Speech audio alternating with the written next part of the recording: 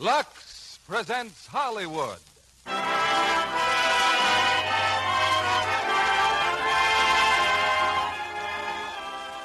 Lever Brothers Company, the makers of Lux Toilet Soap, bring you the Lux Radio Theater, starring Deborah Kerr and Van Heflin in Vacation from Marriage. Ladies and gentlemen, your producer, Mr. William Keeley.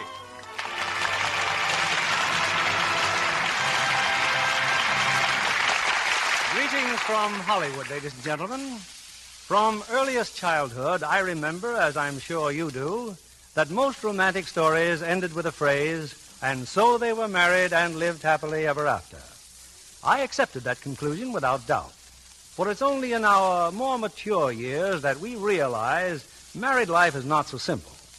Take tonight's play, for example, Metro-Goldwyn-Mayer's hit release, Vacation from Marriage, which probes the marriage problem with results both entertaining and delightful, and as a result, won the Academy Award as the best original screen story of the year.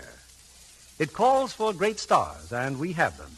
First, one of England's most sought-after players, Deborah Kerr, in her original screen role, and one of America's most popular young stars, Van Heflin.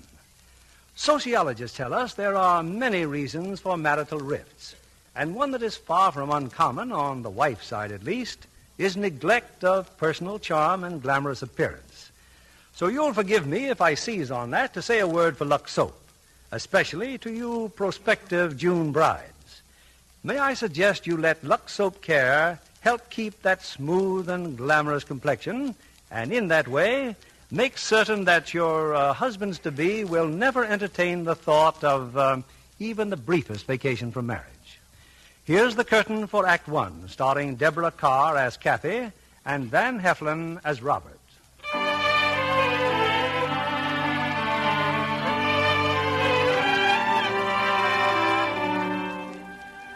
It may seem to have happened ages ago, but it was really only a few years back that our story of Cathy and Robert Wilson started. To be exact, on a gloomy spring morning in London, 1940. It is exactly 10 minutes to 8. I'm just finished dressing. Cathy is in the front room. She just closed the door of the flat after picking up the bottle of milk. I don't have to say to know how she looks. She's got another head cold. Her nose is red. She hasn't done her hair. She's wearing that horrible flannel bathrobe. You'd think that on this morning, of all mornings, something, anything... She's taking my boiled egg out of the pot. The tea is on the table. In just 4 seconds, she'll make the momentous announcement that breakfast is ready. 1, 2, 3, 4. Coming, Robert? Your egg's hot, dear. You see what I mean?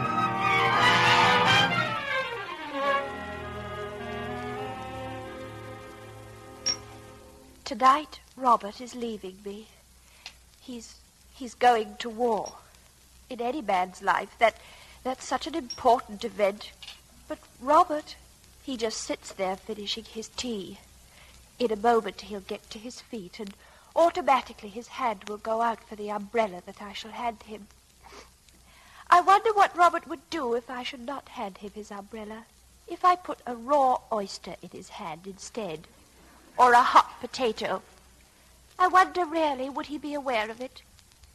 And then he'll pick up his briefcase and he'll tap the barometer on the wall as he taps it every blessed morning to assure himself the needle has registered correctly. And then Cathy? Cathy?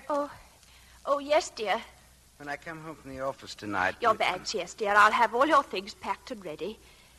Your umbrella. Thank you. Here, Robert, your tonic. I don't need tonic. Now, you know it helps you when you're upset. I'm not upset. I'm perfectly confident, perfectly. Oh, well. Well, goodbye, Cathy. Oh, you'd better not kiss me, dear. You'll catch my cold. Very well, then. Barometer says rain. Goodbye, dear. You see what I mean?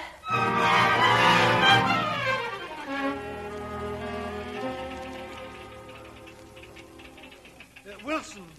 Yes, Mr. Staines. Mr. Hargrove will see you now. Oh, thank you, sir. Thank All employees volunteering for His Majesty's service will receive from Hargrove and Company the difference between his salary and his service pay. That's very kind of Mr. Hargrove, isn't it? Providing said employee has been with the company 5 years or longer. Oh, yes, sir.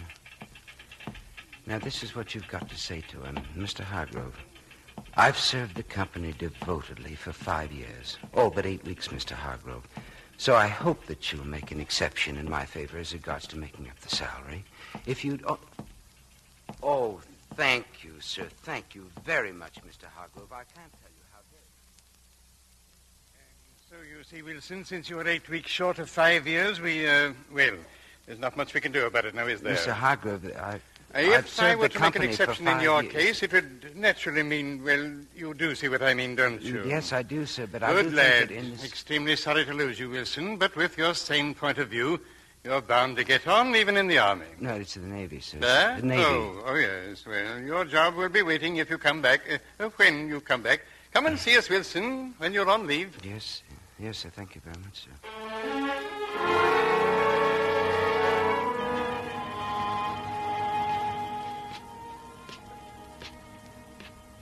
Why are you walking upstairs so slowly? You afraid to tell Cathy what Hargrove said? She won't eat you, you know. Tonight's the night, eh, Mr. Wilson? Oh, Mrs. Hemmings, yes, that's right. You give old Hitler, you know what, for me. I'll certainly try, Mrs. Hemmings. Now, all you've got to do is to give Cathy a great big hug and say, "Now, look, old lady," or "sweetheart," or what have you. Now, look, Hargrove turned me down, but supposing he did. After all, there's 97 pounds 10 in the bank. Well, I'm going into the Navy tonight. So put on your bonnet and we'll blow the odd 7 pounds 10. Dinner and a bottle of champagne. Robert? Yes, dear? You're early, dear. Cathy, I didn't get it. He wouldn't. Mr. Hargrove. Oh, Robert, how mean. Rule's a rule. I'm sorry. Oh, well, never mind. We've saved nearly £100. Well, dinner will be ready in a jiff. Don't have much time if you've got to be at the station at 9. Well, about dinner, I thought Did you that... say something, dear? No, Cathy. Nothing important.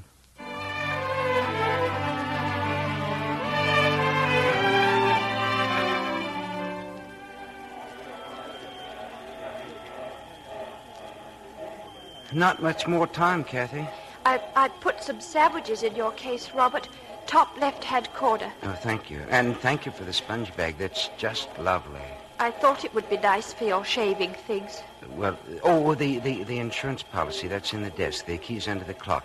Now, I think you'd better wind that every day. Robert, if the worst comes to the worst, I could always get a job. Oh, no, Cathy. Now, that's the last thing I want you to do. You know how strongly I feel about that. Just as you say, All Robert. right, mates, on the train. Goodbye, Cathy. Oh, goodbye, Robert. Oh, I hope you don't catch my cold, and take care of yourself. Yes, I shall. Oh, goodbye, Cathy. Goodbye. Goodbye, Robert. Goodbye.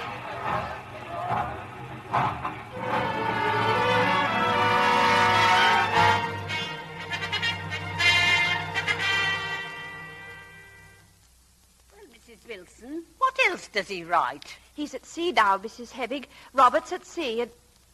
Oh, no. No. Eh? What's up, girl? His moustache, Robert's moustache. He shaved it off. Oh, he must look so funny without his moustache. Make him look younger anyway. He didn't want to look younger. That's why he grew it in the first place. Well, I must answer this right away and tell him my big news. He'll be so... Oh, the ocean. Oh, I wonder how he's standing it, Mrs. Hemming. He's got such a delicate stomach.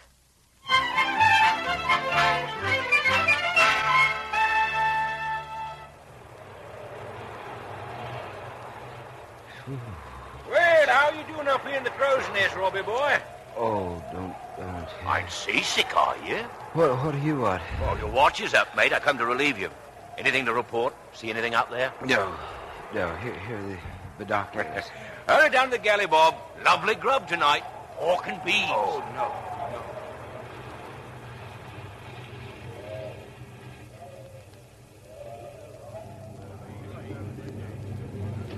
You look a little green, matey.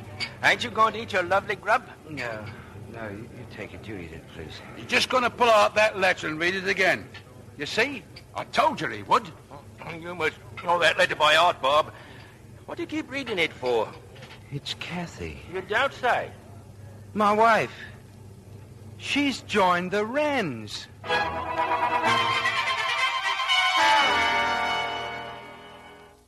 Well, what do you want?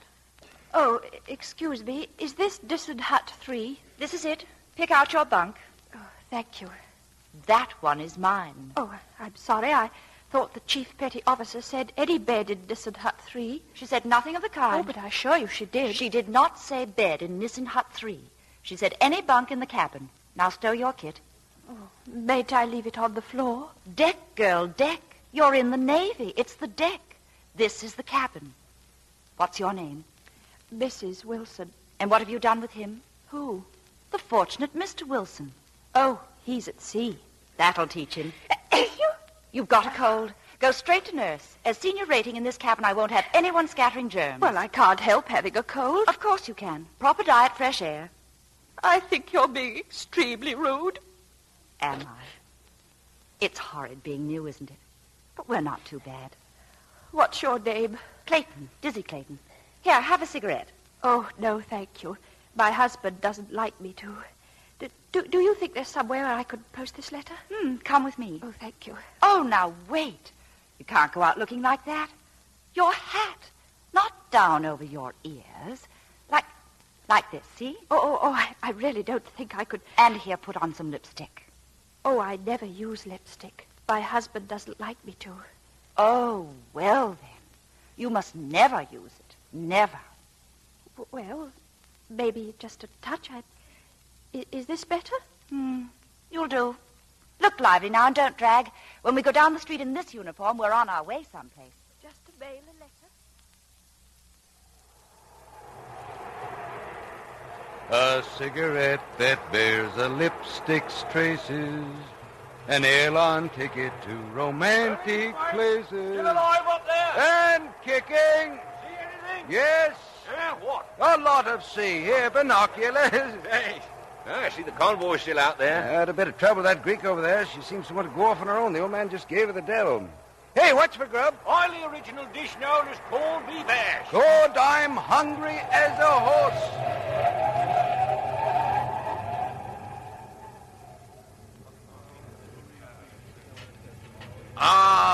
Good old corned beef hash. Yeah, it's old, all right. Well, I'm going to write a letter to my missus. I didn't know as you was married. Hardly know it myself, Stripey. One day for a honeymoon. Funny things, honeymoons. I had 4. But what I say is you can't judge a marriage by an honeymoon. Now, my first was a bit light-hearted. We had a grand 5 days, though. Never out of a pub till we was pushed. What happened to her? Oh, I don't know. Just lost touch. How about your honeymoon, Bob? My wife and I, gentlemen, went to Clacton-on-Sea in August on the 10th. Daisy, Daisy, give me your answer too. And furthermore, when we make port next week... If we make port next week... And the fighting females known as the Wrens give Cathy her leave... If they give it a leaf... We possibly might go to Clacton-on-the-Sea again. By the sea, by the sea, by the beautiful sea, you and I, you and I...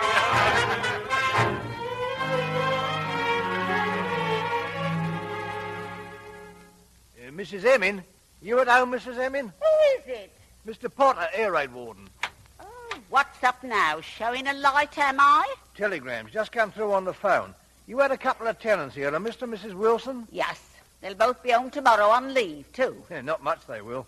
Mr. Wilson telegram said for you to tell his wife all leaves cancelled. Oh, dear, his poor missus. And his poor missus telegram, if Mr. Wilson arrives, please explain all leaves cancelled. Oh. There, now, I've done me duty, Mrs. H. They do have such bad luck with their leaves. She hasn't seen him for over a year now. She's a Wren. And he's in the Navy, eh? Oh, well, they take all sorts these days.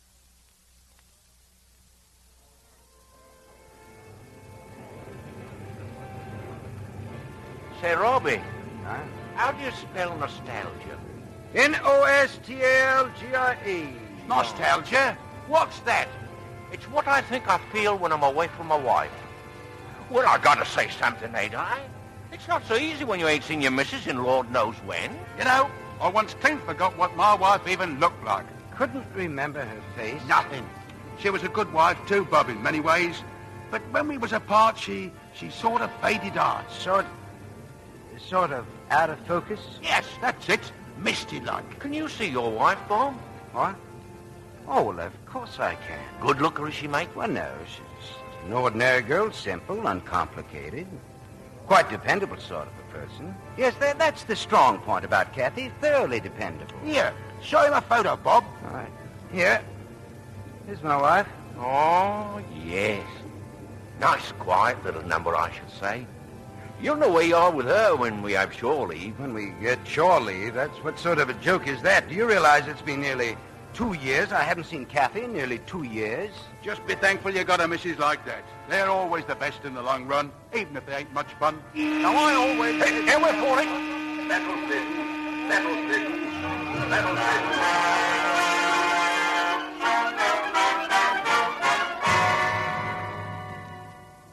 About Robert Wilson, Doctor. Do you have any special orders? Wilson? He was on that destroyer, sir. The one that was torpedoed. Oh, yes. Well, the cut on his head is nothing. One can't tell about his hands yet. Just keep him quiet. Yes, Doctor. How is he, nurse? He'll be all right, Scotty. You know, they tell me he rode for 5 days with his hands half roasted. That's something of a man. Did you notify his family? He has a wife. He asked me not to write. Oh, that's funny. I wonder why. Probably doesn't want her to worry. Oh, that could be it, couldn't it? Now get back to bed, Scotty. You're still my patient, too.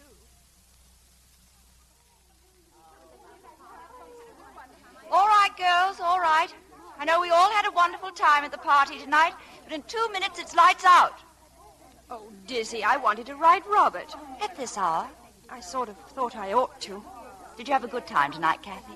Oh, yes. And it's because I had a good time. It doesn't seem fair to Robert somehow. Why? Is he so mad about dancing? Oh, he hates it. And while I was dancing tonight with your cousin, I suddenly realized how he hates it. See what I mean? No. I'd rather like to meet your Robert. Oh, I don't think you'd get on. He's never done anything or gone anywhere exciting like your cousin. Stop calling him my cousin. His name's Richard. He's had such a wonderful life, hasn't he? Robert worked in the city, didn't he? Bookkeeper. Richard told me all about the docks at Hong Kong. Why, he practically built them, didn't he? Cathy, how old is Robert? Oh, about Richard's age. Imagine he's learning to speak Chinese. Who, Robert? Robert, don't be silly. Richard. Cathy, had he charm when you met him? Who, Richard? Robert. Oh. Well, he was very kind. Oh. Sorry, girls, lights out. Dizzy, do you know, tonight was the first time I danced since I married Robert. It's a wonderful sensation to dance with the right man. With whom? Oh, I don't know. The right man.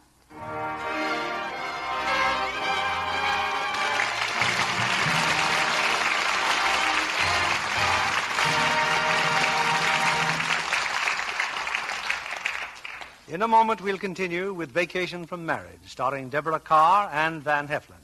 Meanwhile, here's our Hollywood reporter, Libby Collins. What's on the calendar tonight, Libby? Oh, you might like to hear about a party I attended recently, Mr. Keeley. The host and hostess were dressed as Indians. Oh, a costume party. Well, not the usual kind. It was given on the set the final day of shooting Black Gold, a light artist's new picture. Anthony Quinn and his wife, Catherine DeMille, play the leading roles, and they still wore their Indian costumes and makeup. I hear there are some splendid outdoor shots in the picture. Oh, yes. The Mexican border town scenes are exquisite in color, and anyone who loves horses will see some beauties in Black Gold. Catherine DeMille said she and her husband, along with Elise Knox, really enjoyed making the picture. But now all they can think of is the short vacation cruise they've planned. Picture players really earn their vacations, don't they? I should say so. Catherine told me she and Tony just want to go where they can rest and be completely unnoticed. Though I doubt if she'll be able to achieve it. Why not, Libby? Well, Catherine has the vivid kind of beauty that always attracts attention. Flashing black eyes, heavy dark hair, and a really gorgeous complexion. You know the kind I mean, Mr. Kennedy. I'll say I do, Libby. A dramatic luxe complexion. That's just what it is. Like 9 out of 10 other Hollywood stars, Catherine DeMille is a luxe girl. She told me she never neglects her Lux Toilet Soap Beauty facials. And when you see her, you know what an effective care those facials can be. Perhaps you'll tell us how quick and easy they are, too, Libby. Well, here's what Catherine DeMille does. Smooths the fragrant lather well into her skin, rinses first with warm water, then cold, and pats her face dry with a soft towel. Takes just a few moments, but it's a daily care that works. Lux Soap Beauty facials do make complexions lovelier. Skin specialists proved that. In recent tests, 3 out of 4 complexions improved in a short time. Screen stars tell me they're thrilled with the fresh new beauty this active lather care gives their skin. Thanks, Libby. Here's a suggestion for the ladies in our audience. Why not try this complexion care that Screen Stars recommend? Discover for yourself why Lux Toilet Soap is Hollywood's own beauty soap. Here's Mr. Keeley at the microphone. Act 2 of Vacation from Marriage, starring Deborah Kerr as Cathy and Van Heflin as Robert.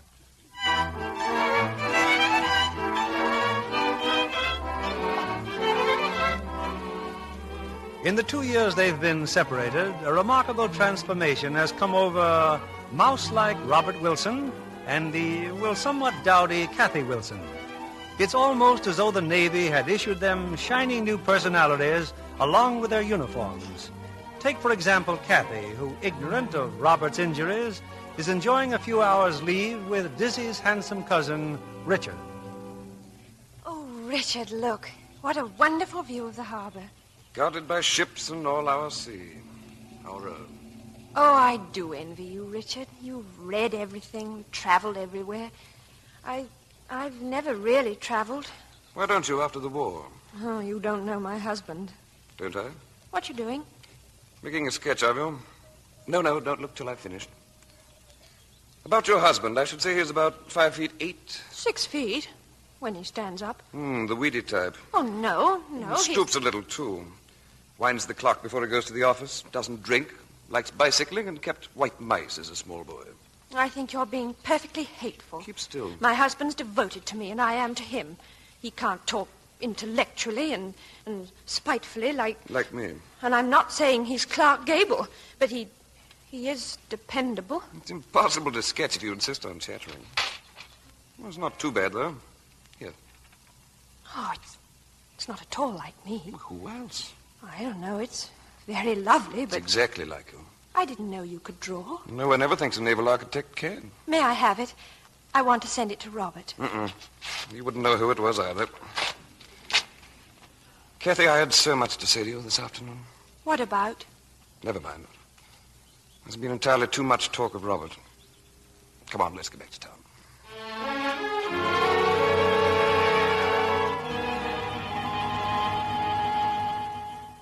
I've some spare time, Mr. Wilson, if you'd like any letters written. No letters, Nurse. Doctor says I'll be able to use my own hands in a day or two. But there must be a girl somewhere. It's only my wife. Only your wife? Well, I mean, a day, sooner or later, she won't mind. Is she pretty? Nice looking. At least I thought she was when I first met her. Oh, when was that? At school. I wanted to be an engineer. You know, bridges, roads, India. One sort of dreams, you know. Yes, I know. I went to the Polytechnic evening classes. And she was studying shorthand. We fell in love, married, and that was that. I see. Sorry, I seem to be pouring out the entire story of my life. People always unburden to their nurses when they're getting better.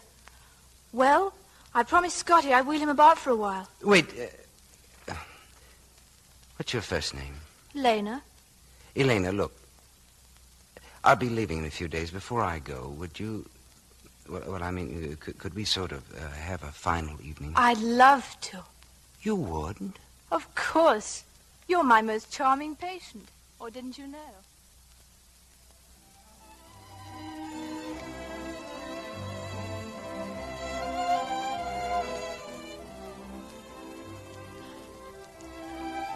Dance, Elena? Oh, let's sit a while longer, Robert. Good. You know, I've never met anyone like you before. Your kind just doesn't live in my world. You keep saying that. What exactly is your world? All right, I'll tell you. 87 Lennox Garden, top flat from 6:30 p.m. until 8:30 a.m. Hargrove and Company from 9 a.m. until 6. A long desk piled with ledgers with Mr. Bushwick on my left and Mr. Weiser on my right. That's my world. Except for 2 weeks, once a year, Clacton-on-Sea. Poor Clacton-on-Sea. What's wrong with it? Nothing, but when you move a garden roller off a patch of grass, you know how yellow and flat the grass looks. Well, that's exactly how we look lying on the beach getting a year's supply of sunshine in 2 weeks. Don't make it sound so dreadful. Look, when you do the same job day in and day out, year after year, well, a groove is very comfortable, Elena. Yeah, so is a grave, they say. Well, for the time being, the war's got me out of the groove. But that's what I've got to go back to. Do I sound sorry for myself? Yes, you do. Grass under the roller. My husband used to say that grass is the toughest thing in the universe. I didn't know you were married. My husband used to say that to him, the city of London was the most romantic spot on earth. You may have heard of him. Allingham, the explorer. Well, of course I know him. Well, I mean, he's... well, everyone knows him. He was once a clerk in a London office, too. Where is he now? He was killed in Burma 6 months ago. Oh, I'd better go now, Robert. No, you stay here. I'd rather go alone. Will I see you in the morning? No. I'd like to kiss you goodbye, Robert. Goodbye, Robert. Elena. Waiter. Oui, monsieur? Is there any place nearby where I can send a cable? Across the street, monsieur. A post office. Thank you very much.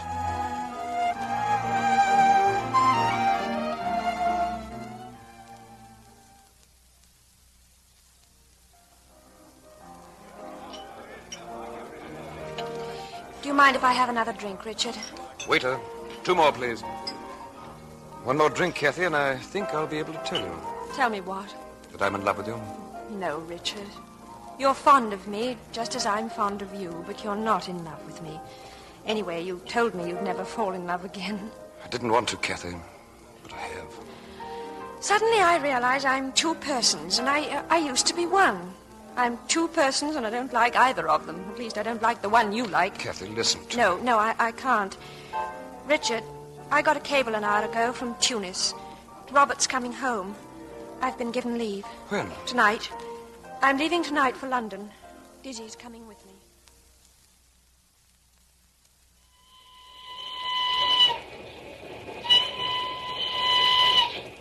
You needn't look as though you're going to a funeral, Cathy. Oh, Dizzy, it's just this stuffy old train. 10 days leave with your husband after 3 years. You should be jumping for joy. Should I? Out with it, Cathy. What's the matter? You've just said what's the matter. 3 years. I haven't seen Robert in nearly 3 years.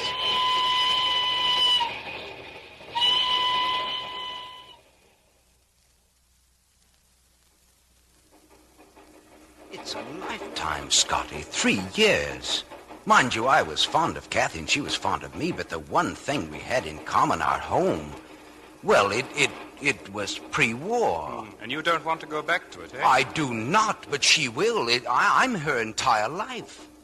Cathy has never once stood on her own 2 feet. What on earth she's doing in the range is beyond me. Cathy and her colds. Well, there were times, Scotty, when I'd say to myself, if she gets 1 more cold, only 1 more, I'll emigrate.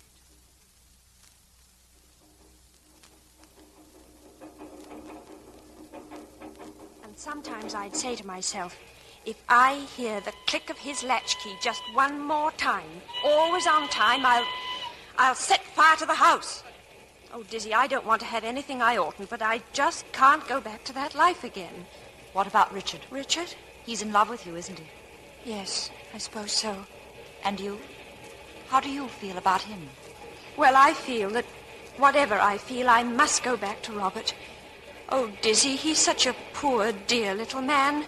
If I weren't there to wind him up and start him off to the office every morning, he'd run down like a clockwork mouse.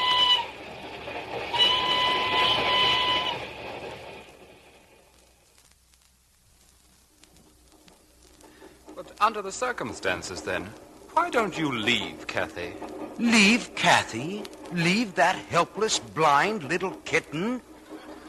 Why, I think for her. I plan for her. She exists on my vitality. Why, without me... Oh, no, I just couldn't do it, Scotty. Never.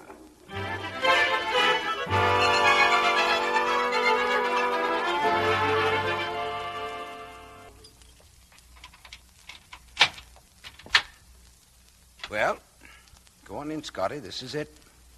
The Wilson flat. Oh, thanks, Robert.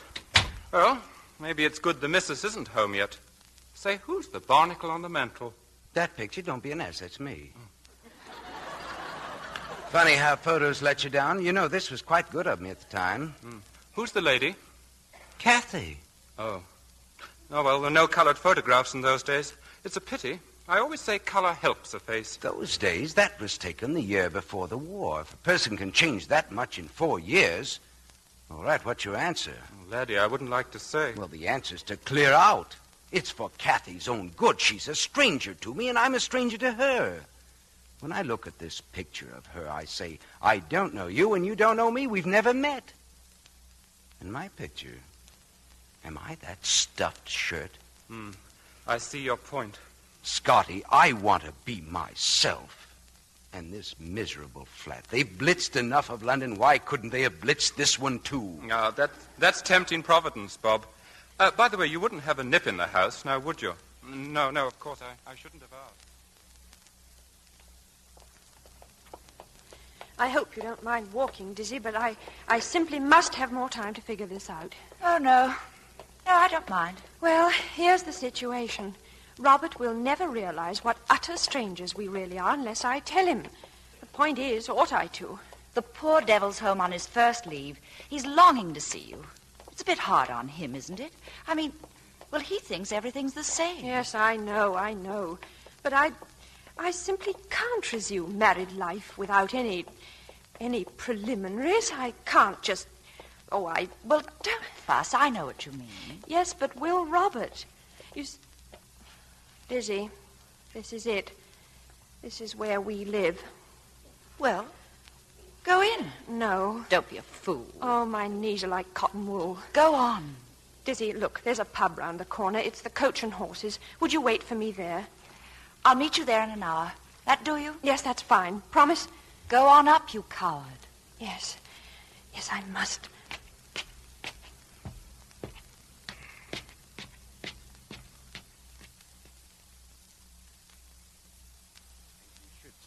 Summertime, Scotty. Her face. Always covered with freckles. I used to... Hey, what was that? What was what? Well, I thought I heard someone coming up the stairs. No, it was someone going down the stairs. Oh, yes. Yes, of course. For a moment, I thought it was Cathy. Oh, no. That's not her step. Nothing like it. Oh, well, she'll be along soon, I suppose, and she'll make us a cup of tea. Dizzy, wait for me. Wait for me. What's the matter? Dizzy, I simply couldn't do it. You are a coward. I was halfway up the last flight, and then I bolted. Oh, I'm so ashamed. You ought to be. Well, the least you can do is telephone him. Telephone? Yes, of course. Oh, give me a copper, Dizzy. I'm so nervous I can hardly... Hello? Hello, Robert? What? Robert, it's Cathy. What? Cathy? Scotty, it's Cathy. Well, where are you? I'm just around the corner, Robert. I can't explain on the telephone, but I wondered if you could manage to meet me somewhere. Anywhere, the bus stop will do. On the street? But why? I just don't want to come back to the flat, What Robert. are you trying to tell me? I'm sorry, Robert. I'm most awfully sorry, but I don't want to come back to you at all. Hello?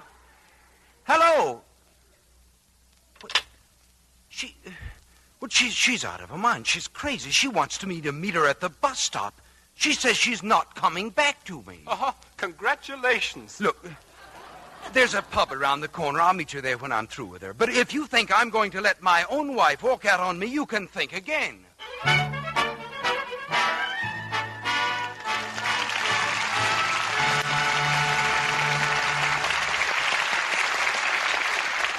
We pause now for station identification. This is CBS, the Columbia Broadcasting System.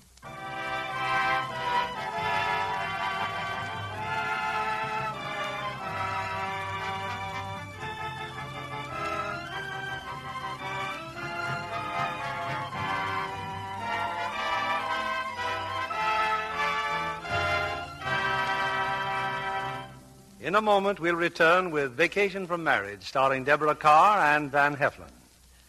Were I to introduce our young guest tonight with a headline, I'd say Miss America returns to Hollywood. Because last year, Marilyn Buford, formerly Miss Los Angeles, won first place in the famous Atlantic City Beauty Contest. Now she's pursuing a career at Metro-Goldwyn-Mayer. Marilyn, is there any particular type of role you'd like to play in pictures? Oh, yes, Mr. Keeley. It happens that when I watched June Allison making her current Metro-Goldwyn-Mayer picture, High Barbary, I said to myself, I'd give anything if I could someday play that kind of dramatic role and do it half as well as June Allison does. That I can understand. Think what an inspiration she had, Mr. Keeley, playing a romantic lead opposite Van Johnson. Like that, eh? You know, Van does some of the finest acting of his career. When he and June are in a love story together, you get romance with a capital R.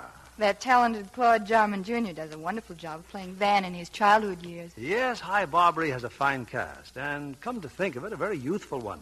June Allison is so charming, and what a lovely, fresh look she always has, no matter how hard she's working. I imagine John Kennedy here has an opinion about that. A leading question, Mr. Keeley, and I'll answer it with a fact. We all know June Allison is a Lux girl. She is, Mr. Kennedy, and so am I. I wouldn't be without Lux toilet soap. Active lather facials do wonderful things for the complexion. Well, Miss Buford, that's quite a recommendation coming from the winner of a national beauty contest. But then, lovely women everywhere tell us Lux toilet soap is a care that really works. I'd like to remind the ladies in our audience that Lux toilet soap makes a wonderful bath soap, too. Screen stars say they like its delightful fragrance. No wonder this fine soap is Hollywood's favorite beauty care. We return you now to William Keeley. Act 3 of Vacation from Marriage, starring Deborah Kerr as Cathy and Van Heflin as Robert.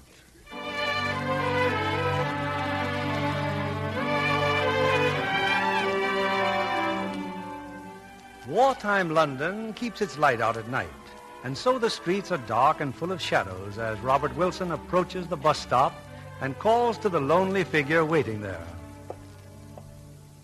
Cathy? Is that you? Hello. How are you, Robert? I'm fine. Now, what is all this about? Well, I thought we'd better have a talk. Well, why not come home? That's just it. To me, it isn't a home anymore. I'm sorry, Robert. I'm awfully sorry, but I told you I don't want to come back to you at all. I see. I've had time to do a great deal of thinking, and What about? Is there someone else? Oh, you needn't worry, Robert. I'm still a respectable married woman. Oh, well, I'm absolutely sure about that, Cathy. Well, you needn't be as sure as all that. The trouble with me is that I have a conscience. I lie awake at night wondering if it's fair to leave you to shift helplessly. Will you please realize once and for all that I'm perfectly capable of looking after myself? Robert, you know very well I had to wait on you hand and foot. You used to lean on me for everything. Lean on you? And when I had the entire responsibility, but the entire responsibility for our two lives on my own miserable shoulders, I used to feel like a racehorse dragging a milk cart. A racehorse, you? A milk cart, am I? Oh, really, it's ridiculous to go on like this. Robert, I want a divorce. Have one, by all means. You mean you agree? Agree? My dear girl, by some remarkable coincidence, it's exactly what I wanted to. Well, I'm very much relieved. Surprised, but relieved. Well, then that's that. Now, what had we better do next? Oh, I suppose one gets a lawyer. No. I mean right now. There's still a lot to talk over. Would you like to have some tea or lemonade or something? Yes, I would rather. Coach and horses all right? Yes, that's fine. You, still troubled with your head colds? Nonsense. I haven't had a cold since I went away. You were sniffling like mad on the telephone. I was crying. Crying? Well, you don't say goodbye to your husband every day. You don't say hello every day either. Do you realize I haven't seen you for 3 years? I can't even see you now. It's so dark. Cathy, must you just dawdle along? If we're going to the Coach and Horses, for heaven's sakes, let's get there.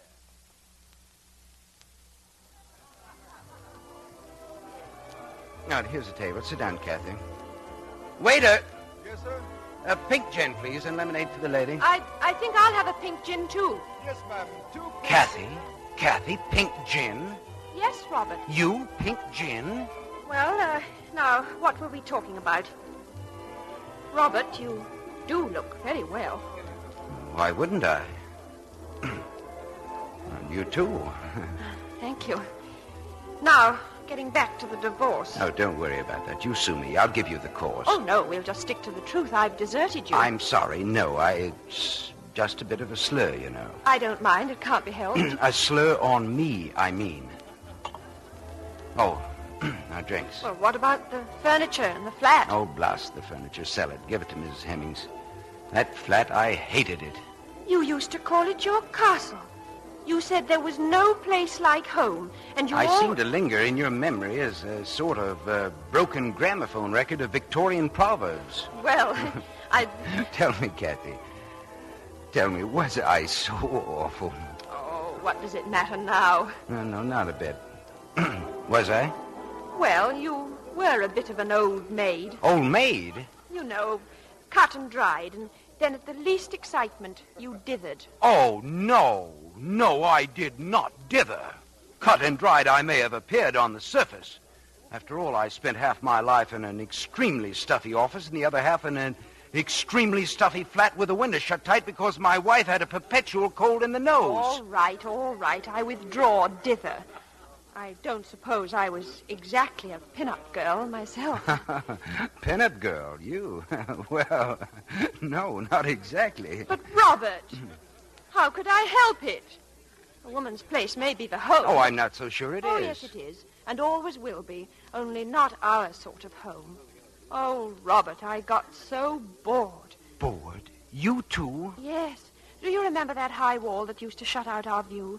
It was so flattening, Robert. Oh, how I used to envy you going down into the city every day. Envy me? There's something so romantic about the city, so exciting. It's like the center of a web. Yes, exactly like a web. You get caught in it. Oh, no, quite the opposite. The threads run out to the ends of the earth. I used to bring home travel folders, Robert. I'd devour them. Oh, they were so wonderful. I never saw you reading travel folders. Of course not. I was afraid of being sneered at. Cathy, I never sneered at you. Never. No, but you'd have thought it a slur on your old Clacton-on-Sea. My Clacton-on-Sea? I detested that place. But you always insisted on going there. Only because you said it was good for your colds. Oh, well, let's have another drink. Waiter.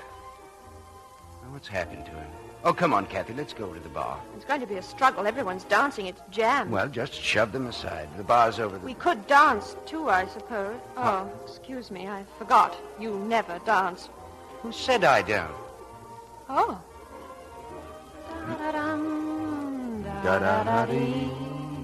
Robert, where did you learn to dance?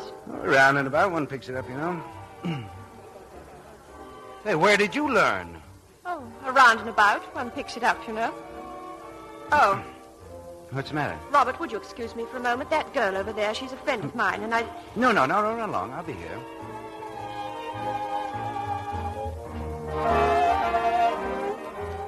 Hello, Dizzy. Thank you for coming. Quick work, darling.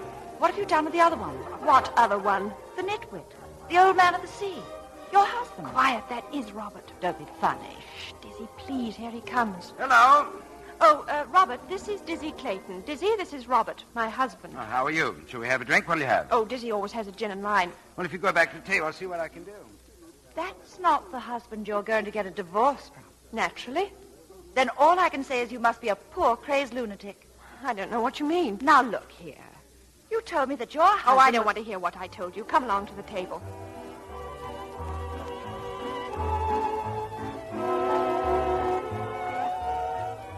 Oh, there you are, Bob. Hello, Scotty. Here, give me a hand with these drinks, will you, please? Okay. Who are they for? Over there, those two girls. Oh, boy. What a couple of smashers. Here, wait a second. What did you do to get rid of the wife? Did you beat her to death or something? No. I'll take that one on the right. The one on the right happens to be my wife. All right, now stop grinning and come on.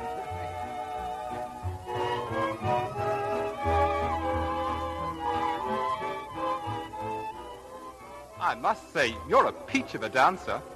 You're really not Robert's wife, are you? What makes you think I'm not, Scotty? Well, after all, look at you. Why? Did Robert say there was anything wrong with me? Huh? Oh, no. Robert couldn't say enough about you, but somehow or other I did not get the impression that you were a pin-up girl. Am I really? You're my idea of one. Husbands just don't think of their wives as pin-up girls, Scotty. Oh, no. He always said how dependable you were, and your being so delicate and, always having colds. So you see, I was rather scared of meeting you. Oh, I see, all right. I just couldn't imagine that you were so young. Oh, couldn't you? Scotty, if you don't mind, I'd rather not dance anymore.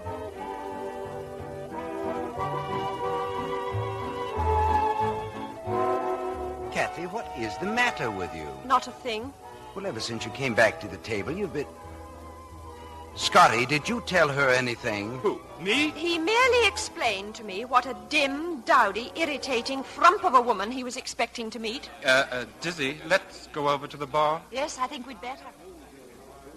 That fool, that muddle-headed fool. I thought Scotty very clear and very interesting. And at last I thoroughly understand why you were so keen on a divorce. I wanted a divorce. Who asked for a divorce first? I did, but I am not going to be divorced on the grounds that I'm older than you, that I'm dull, dowdy, sickly. I never said anything of the sort. You'll I say never next so I much don't as... brush my teeth if you think I'm going to stand for that sort of abuse. If you think I'm going to be called an old maid... So you are an old maid. Cathy, if you say that once more, I'll wring your neck. Wring my neck. What a silly, stupid, hackneyed phrase. Robert, I've run myself for the last 3 years with complete efficiency. I've had nothing but respect and courtesy wherever I went. And let me tell you this. You were a fairly pleasant person once, and I was doubtful if I was doing the right thing by you. Yes, I was actually afraid of hurting your feelings, as if you had any that weren't exclusively concerned with your own swollen, overbearing, impossible ego. Have you finished? I have, and I'm going. Good night. All right, good night.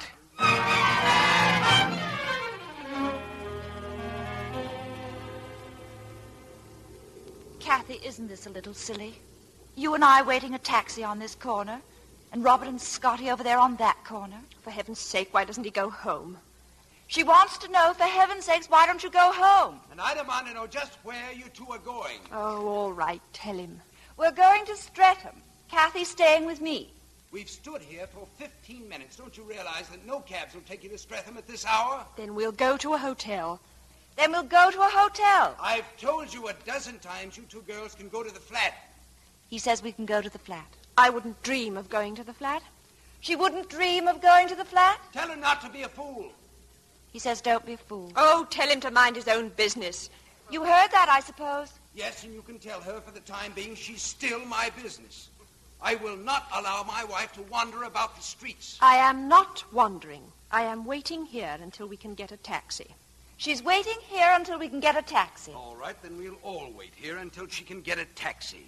And who invited you to wait over here? I'm going to see you and Dizzy into a taxicab or into the flat. I don't give a hoot in Hades what you do, but I'll not leave two girls standing on the pavement. Now, is that understood? Yes, Robert, and it's very sweet of you. And I don't mind waiting. The locality is very pleasant. Well, it was. It was before the Blitz. What used to be here? Shops, Dizzy. Very nice little shops. Paper shop here, and then here next door was a butcher shop. Laundry. Butcher. The butcher was opposite. The butcher was next door, and next to the butcher, a greengrocer. The butcher and the greengrocer were both opposite. They were here on the north side of the street. The laundry was on the north side. The butcher and the greengrocer were on the opposite side. Where is north, Scotty? There is north. I don't care where north is. You know, if we only had a compass to convince the lady, If we could... all the compasses in the British Navy were to say that the butcher and the greengrocer were on the north side, then all the compasses in the British Navy would be wrong. The butcher and the greengrocer... Oh, shut up, Cathy. Robert, please don't speak to me. Speak to you? I don't want to speak to you. Conceit, that's what's the matter with you. Blind, blithering conceit. You doll yourself up decently for the first time in your life, frizz out your hair like a blonde gollywog, smother your face in lipstick, and you expect me to speak to you. Good night and goodbye. There. You see, Dizzy? You see, Scotty? That's what the war can do to a man. And he used to be the kindest, gentlest, most courteous. Quarrel? Why, he never so much as raised his voice. Nobody knew but me what a darling he was, and I adored him. He was my whole life. Did you hear the things he just said to me? Yes, and now shall we go to your flat? We're all very tired. Conceit. It's not fair. And my hair isn't frizzed. Of course it isn't. Now let's get along. May I see you ladies safely home? No, thanks. It's just down the road. Goodbye, Scotty. Goodbye, Mrs. Wilson. And thank you for a very interesting and a very instructive evening.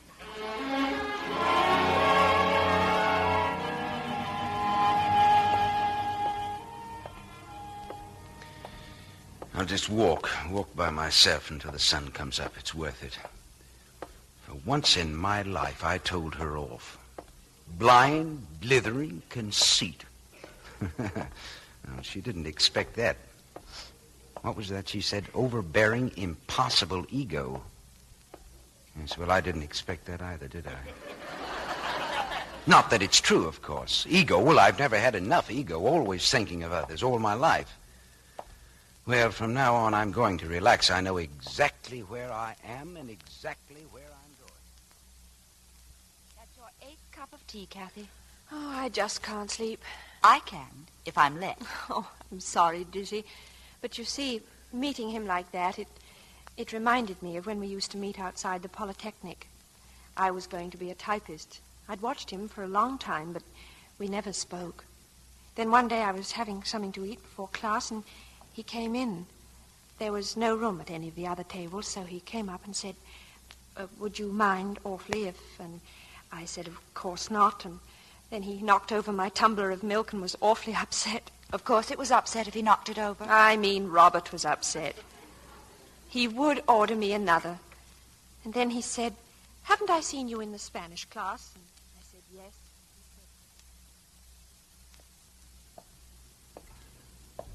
Lennox Gardens. Well, there it is, old boy. There's where you wasted 6 wonderful years of your life. Oh, look, there's a light on up there. Now, why isn't Cathy asleep? How can she expect to... Well, of course, go upstairs. Got to pick up your bag sometime. What do you care what time it is? Now, just remember one thing. Don't weaken. A quiet, dignified entrance. Perhaps a charming, distant smile. It's remarkable, though. It's remarkable how much a human being can change in 3 years. What a funny little thing Cathy used to be.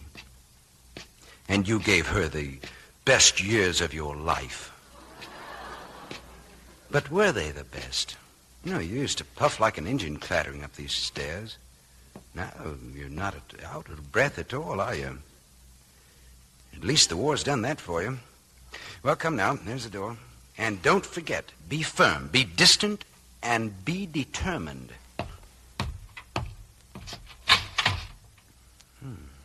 Where is she? Oh, asleep, that's where she is. Simply forgot to put out the light. Well, there's your luggage. Pick it up and get out before you happen to... Oh, I'm sorry.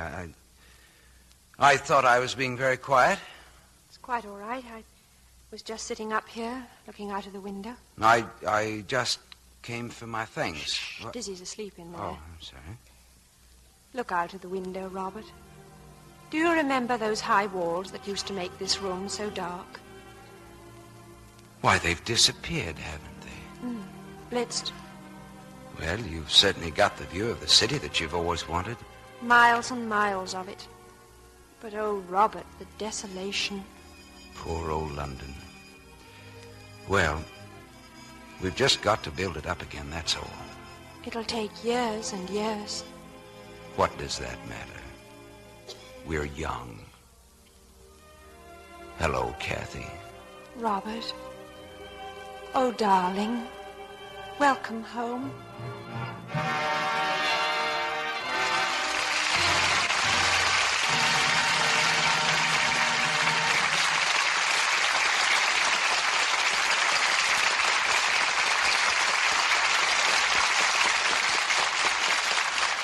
And so they lived happily ever after.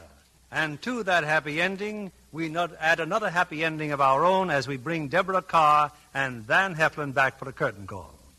Deborah, I'm sure I speak for our entire audience in welcoming you to this theater and to American radio in general. Thank you, Bill. It's really quite an experience to say hello to 30 million listeners. Well, Deborah, I'm sure that they'd like to say hello right back. And I'm also sure they're eager to see you on the screen again in Metro-Goldwyn-Mayer's version of The Hucksters. Tell me, how did you like working with Clark Gable, Deborah? Well, all I can say is I enjoyed it as much as working with Van Heflin in tonight's play, and that's a great deal. Very nicely put, Deborah. And now that you've been in Hollywood a while, how do you like the life here? Well, Bill, I'm still amazed at the many luxuries and conveniences that people have compared with the way things are in England. When you speak of luxuries, do you mean like Lux soap, perhaps? Indeed I do. Because I can remember how I used to receive my Lux soap in England from kind friends who'd send it to me. And now I follow that example, and I include my favorite soap, which is Lux, of course, in packages I send to friends in England. And I'm sure they appreciate both your good taste and your generosity. Van, I understand you're going to replace Bob Hope this summer with your own radio show. Yes, that's right, Bill. While Bob Hope vacations, I'll introduce a new detective series based on the character of Philip Marlowe, Raymond Chandler's famous Private Eye. Private Eye?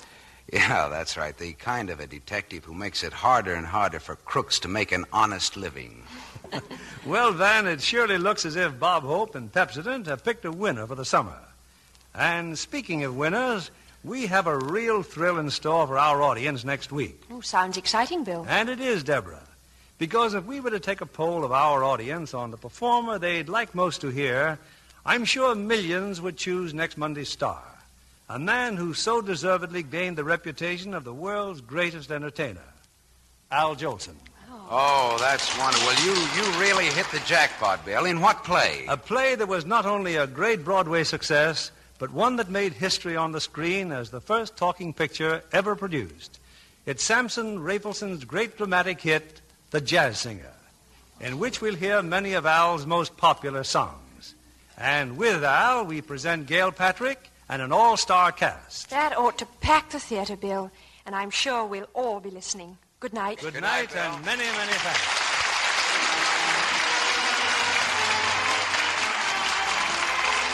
Lever Brothers Company, the makers of Lux Toilet Soap, join me in inviting you to be with us again next Monday evening when the Lux Radio Theater presents Al Jolson and Gail Patrick in The Jazz Singer with Ludwig Donath and Tamara Shane. This is William Keeley saying good night to you from Hollywood.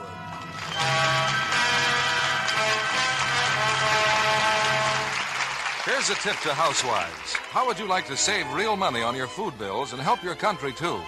Save all your used kitchen pets. Put them in a tin can and take them to your butcher. He'll pay you spot cash for every pound you bring in, and you'll receive more per pound than last year. Every drop you turn in helps to ease the worldwide shortage of fats and oils, a shortage that still is serious. Fats and oils are essential in the making of tires, soap, electric irons, dress materials, and hundreds of other necessary items. So when you save, you help yourself and everyone else, too. Remember, dealers now pay more for used fats than they did last year. Save and turn in your used kitchen fats. Get real cash in return. Van Heflin appeared by arrangement with Metro-Goldwyn-Mayer, producers of the Technicolor musical Fiesta with Esther Williams and an all-star cast. Heard in our play tonight were Francis Robinson as Dizzy, Victor Wood as Scotty, Valerie Cardew as Elena, and Tom Collins as Richard. Our music was directed by Louis Silvers. And this is your announcer, John Milton Kennedy, reminding you to join us again next Monday night to hear The Jazz Singer with Al Jolson, Gail Patrick, Tamara Shane, and Ludwig Donath.